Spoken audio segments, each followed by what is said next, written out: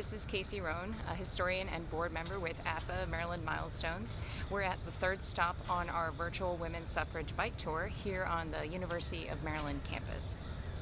So we're here to talk about the March of the Army of the Hudson. So this was a group of suffragist women who marched from New York City to Washington, D.C.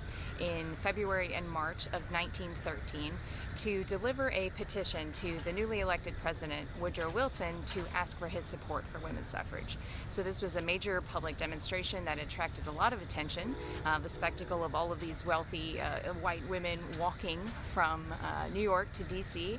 in the winter, over 200 miles, was quite a sight and it attracted a lot of media attention for the suffrage campaign. So their route brought them right through Maryland and right down the Route 1 corridor. So they passed right by the University of Maryland, then the Maryland Agricultural College campus in February of 1913. At that time, the school was still an all-male, all-white institution. And as the Army of the Hudson passed by, a crowd of nearly 200 rowdy young men gathered to watch them walk past the campus.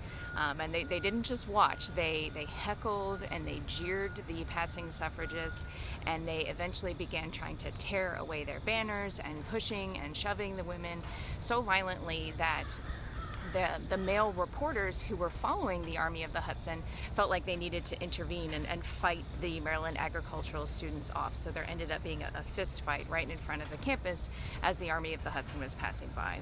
And I think that the students' reaction really reflects the conservative mood on campus and in the state of Maryland as a whole at that time, which was by and large not in favor of women's suffrage.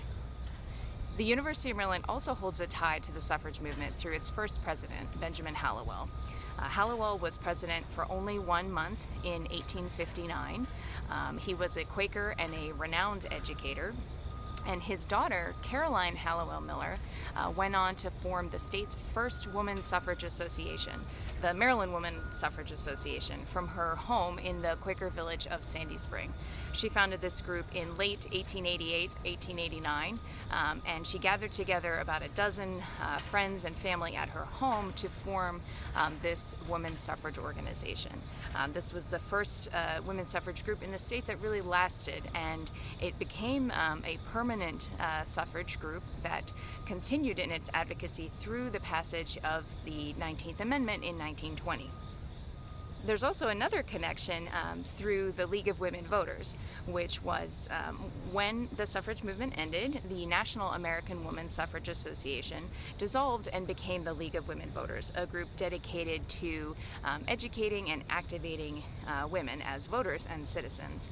And one of their early campaigns was to secure admission of women to the University of Maryland. And once they did that, to ensure that there was a dorm constructed to house these women. They had sort of been warehoused nearby campus in fairly shoddy conditions, and the League of Women Voters advocated for the construction of a women's dorm on campus to give these women a place to learn and live and actually feel that they were part of the campus community. That first building, the first dorm for women, was known as Margaret Brent Hall and is now St. Mary's Hall.